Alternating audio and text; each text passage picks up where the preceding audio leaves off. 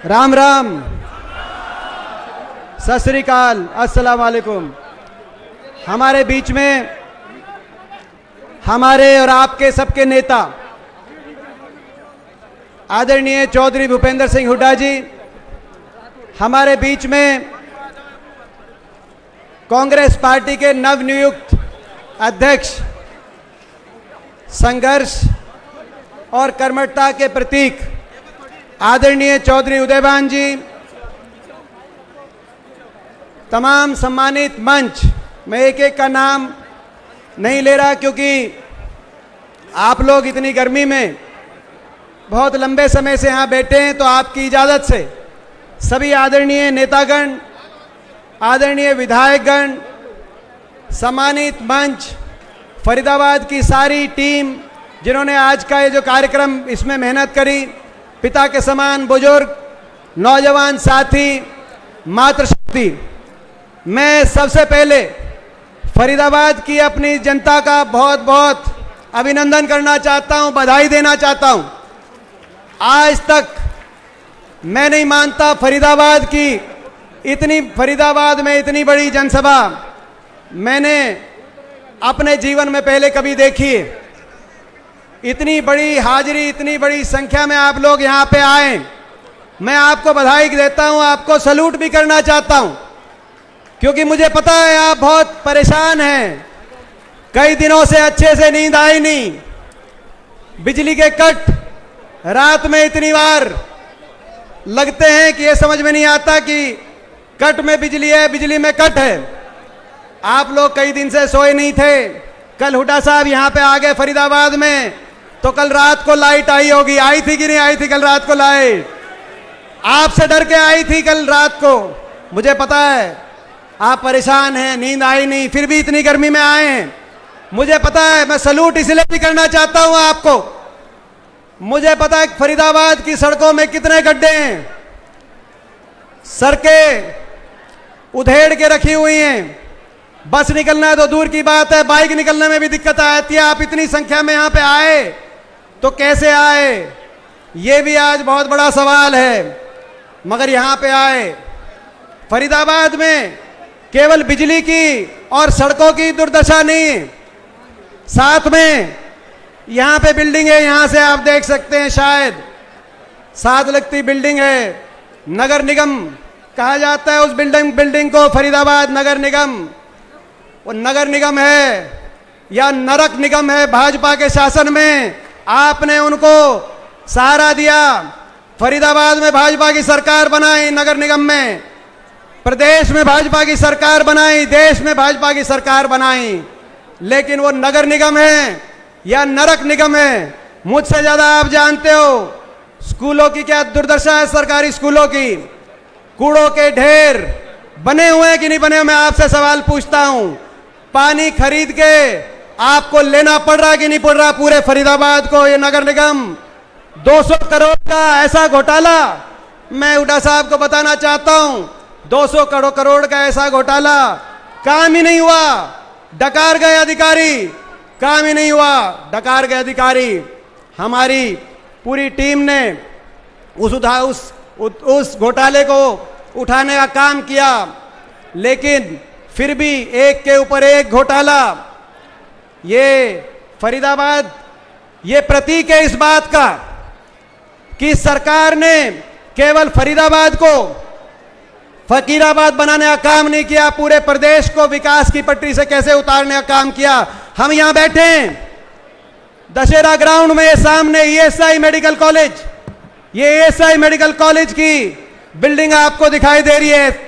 मैं धन्यवाद करता हूं हुड्डा सरकार में 700 करोड़ की लागत से ये ईएसआई मेडिकल कॉलेज बना, लेकिन आज इस कॉलेज की, इस ईएसआई मेडिकल कॉलेज अस्पताल की क्या दुर्दशा है, मुझे आपको बताने की जरूरत नहीं। ये सरकारी अस्पताल, सिविल अस्पताल, बीके अस्पताल, उसको भी आप देख सकते हो। आज कोई मरीज चला जाता है, पट्टी तक के भी इंतजाम नहीं, रेफर कर दिया जाता है मेडिकल स्टोर से, पट्टी लेके आओ, इतने खून बहता रहे और उसके बाद आपकी पट्टी की जाएगी।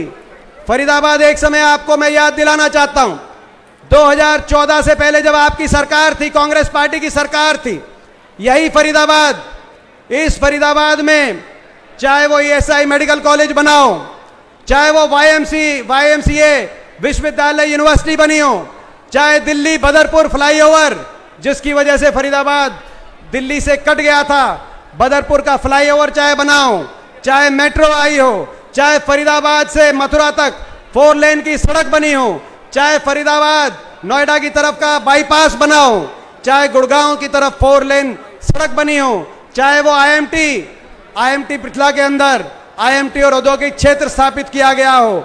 मैं पूछना चाहता हूं इस सरकार से, क्योंकि आपने तीनों जगह इनकी सरकार दी है, फरीदाबाद में केवल गड्ढों, भ्रष्टाचार, बिजली कट और कूड़ों के ढेरों के अलावा इस सरकार ने क्या दिया? 8 साल हो गए। कोई अस्पताल बताएं, कोई विश्वविद्यालय बताएं, कोई मेट्रो की लाइन, एक खंबा भी आगे मेट्रो को लेके गए हो तो बताएं। और एक फरीदाबाद की बात ही नहीं है, दुर्भाग्य की बात यह, इन 8 साल में इस सरकार ने प्रदेश को विकास की पटरी से उतार दिया। जो प्रदेश 2014 से पहले विकास में नंबर 1 था, विकास दर में हम नंबर 1 थे, प्रति व्यक्ति आय में नंबर 1 थे, निवेश दर में नंबर 1 थे, खेल खिलाड़ियों के मान सम्मान में नंबर 1 थे, कृषि उत्पादकता और किसान के हकों के फैसले में नंबर 1 थे, गरीब आदमी के राहत के फैसलों में नंबर 1 थे, खुली छुट्टी बोलकर देश में सबसे ज्यादा पेंशन हरियाणा में थी, प्रदेश को नंबर 1 का प्रदेश माना जा रहा था। आज वो प्रदेश 8 साल की भाजपा सरकार के बाद बेरोजगारी में नंबर 1 प्रदेश पहुंच गया। सबसे पीछे सबसे ज्यादा बेरोजगारी देश में कहीं है तो फरीदाबाद और हरियाणा प्रदेश में है। बेरोजगारी में नंबर 1, महंगाई में हम नंबर 1। पहले डीजल पेट्रोल हरियाणा में था, वैट सबसे कम थी, अब सबसे महंगा डीजल पेट्रोल हरियाणा के अंदर है। भ्रष्टाचार में नंबर 1। आज देश के अंदर कोरोना काल में जब देश अपने घरों में आइसोलेशन में अपने घरों के अंदर लॉकडाउन हो रहा था, तब भी नहीं बख्शा। जब रेडी वाले को 6 बजे के बाद चालान देना पड़ता था, रेडी लगा नहीं सकते, लेकिन शराब के ठेके खुलवाने का काम इस सरकार में हुआ। शराब घोटाले से लेकर खनन घोटाला तक, फरीदाबाद निगम घोटाले से लेकर ग्वाल पहाड़ी और मेट्रो घोटाले तक, एक के बाद एक घोटाले, भर्ती घोटाला, एक के बाद एक भर्ती घोटाला। युवाओं को बेरोजगारी की तरफ झोंक दिया इस सरकार ने। अपराध में नंबर 1, महंगाई में नंबर 1, बेरोजगारी में नंबर 1। ये देन है बिजली कट में भी नंबर 1। मैं देख रहा था अखबार में, कल अखबार में आया हुआ था देश में बिजली संकट है, लेकिन सबसे ज्यादा अगर बिजली कट की कहीं समस्या है तो वो समस्या हरियाणा के अंदर सबसे लंबे कट हो रहे हैं। बिजली कट में भी नंबर 1 पहुंचा दिया। 8 साल से एक बिजली का कारखाना नहीं लगाया। आपको याद होगा जब आपकी सरकार थी, 4 थर्मल कारखाने बिजली के लगाने का काम उस समय हुआ था। 4000 मेगावाट से 9 साल के अंदर हुड्डा सरकार में 12,000 मेगावाट तक बिजली की उपलब्धता सुनिश्चित कराने का काम हुआ था।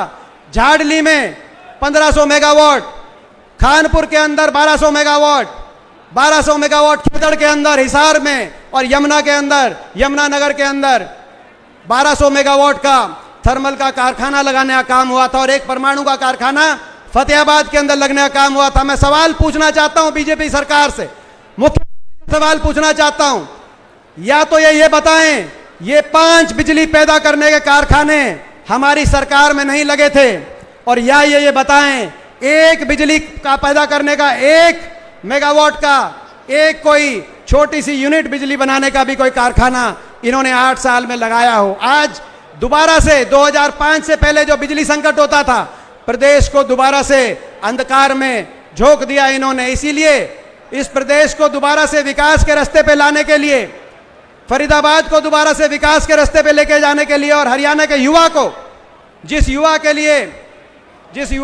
लिए शिक्षा और खेल का हब हरियाणा को बनाने का काम हुड्डा सरकार में हुआ था, उस युवा को आज बेरोजगारी और नशे की तरफ जो इन्होंने झोंक दिया अंधकार में भविष्य की तरफ, उस युवा को उज्जवल भविष्य की तरफ लेके जाने के लिए आपको और हमको संघर्ष करना पड़ेगा। मैं धन्यवाद करना चाहता हूं कांग्रेस आलाकमान का, श्रीमती सोनिया गांधी जी का, राहुल गांधी जी का और प्रियंका जी का, कि उन्होंने इतना बड़ा भरोसा, इतना विश्वास चौधरी भूपेंद्र सिंह हुड्डा जी पे जताया, मैं उनका धन्यवाद करना चाहता हूं।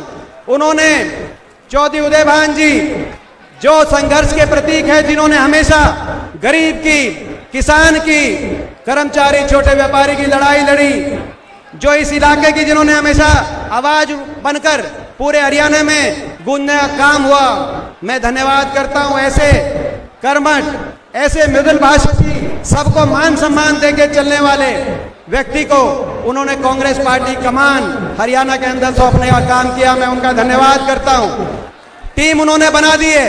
मैं आपसे पूछना चाहता हूं, इस टीम के नेतृत्व में, हुड्डा साहब के नेतृत्व में हम सब मेहनत करेंगे। मैं आप सबसे पूछना चाहता हूं, हरियाणा को दोबारा से विकास, तरक्की और खुशहाली के रास्ते पे लेके जाने के लिए आप इस संघर्ष में फरीदाबाद का पूरा साथ मिलेगा कि नहीं मिलेगा, मैं आप सबसे पूछना चाहता हूं।